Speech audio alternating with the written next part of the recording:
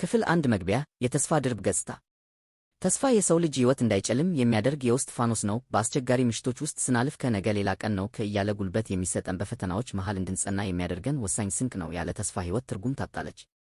ነገር ግን ተስፋ ልክ እንደ እሳት ነው። ካወቅንበት ምግብ ያበስልናል፣ ካለ ገደብና ያለ ልክ ከተለቀቀ ግን ቤታችንን ያቃጥላል። ተስፋ ካለበት ተጨባጭ እውነታ ሲርቅና ከተገቢው በላይ ሲሆን የሰውን ልጅ በማደንዘዝ ትልቅ ወጥመድ ውስጥ ይከተዋል።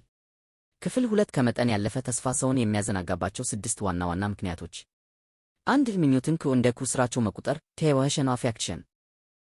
ከተገቢው በላይ ተስፋ ሲኖረን አእምሮችን ያሰብነውን ነገር በአካል እንዳገኘነው አድርጎ የመቁጠር ዝንባሌ አለው። ይህ ደግሞ በተስፋ ማለም ብቻ እንደ ትልቅ ሥራ እንድንቆጥረው ያደርገናል። በባዶ ተስፋ መርካት ዛሬ መደረግ ያለበትን ልፋትና ጥረት እንድንዘነጋ ያደርገናል።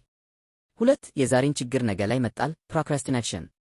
ልክ የሌለው ተስፋ ሰውን ሰነፍ ያደርጋል። ከነገ ሁኔታዎች በራሳቸው ይስተካከላሉ፣ ከነገ የተሻለ ዕድል ይመጣል በሚል ሰበብ ዛሬ መፈታት ያለባቸውን አንገብጋቢ ችግሮች ወደ ነገ እንድናስተላልፍ እንድናሻገር ያደርገናል። ይሄ ደግሞ ጊዜያችንን በከንቱ ያባክናል።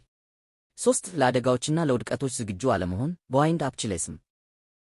ምክንያታዊ ያልሆነ ተስፋ ሊገጥሙ የሚችሉትን ተግዳሮቶች እንዳናይ ዓይናችንን ይጋርደዋል። ከእኔ ላይማ ውድቀት አይመጣም በሚል መታወር ሊመጣ ለሚችል ማዕበል መከላከያ ወይም አማራጭ ዕቅድ እንዳንዘጋጅ ያደርገናል። ማዕበሉ ድንገት ሲመጣ ግን መቋቋም አንችልም። 4 በእውነታ ላይ ሳይሆን በዕድል ላይ መደገፍ ጋምቦይንግ ዋይድ ዋይፍ። ከመጠን ያለፈ ተስፋ ሰውን ከተጨባጭ ስልጠና፣ እውቀትና ሥራ ይልቅ በዕድል ወይም በትንቢታዊ ተአምር ላይ ብቻ እንዲደገፍ ያደርገዋል። አንድ ነጋዴ ገበያውን ሳያጠና ያተርፈኛል በሚል ባዶ ተስፋ ብቻ ገንዘቡን አደጋ ላይ እንዲጥል እንደማድረግ ማለት ነው። 5 የሰዎችን ክፋትና ሴራ አለማስተዋል ኒያይፍ ትራስት። በሰዎች ላይ ከተገቢው በላይ መልካም ተስፋ ማድረግ ሊያታልሉን ወይም ሊጠቀሙብን የሚፈልጉትን አካላት ለይተን እንዳናውቅ ያደርገናል። ሰዎችን ሁልጊዜ በበጎ ተስፋ ብቻ ማየት ለትልቅ ክህደትና ኪሳራ ያጋልጣል። 6 ከፍ ያለ የቅሬታና የዲፕሬሽን ስብራት ኤክስፔክቴሽን ትራፕ። ተስፋችን በጣም በረረ ማለት ስንወድቅ የሚሰማን ህመም የዚያኑ ያህል ከባድ ይሆናል ማለት ነው። ያለምንም መሬት ላይ ያለ እውነታ የተገነባ ትልቅ ተስፋ ሳይሳካ ሲቀር ሰው በቀላሉ ተስፋ መቁረጥ ዴፕሬሽን ውስጥ ይገባል። የውስጥ ስብራቱንም ለመጠገን ዓመታት ይፈጃል።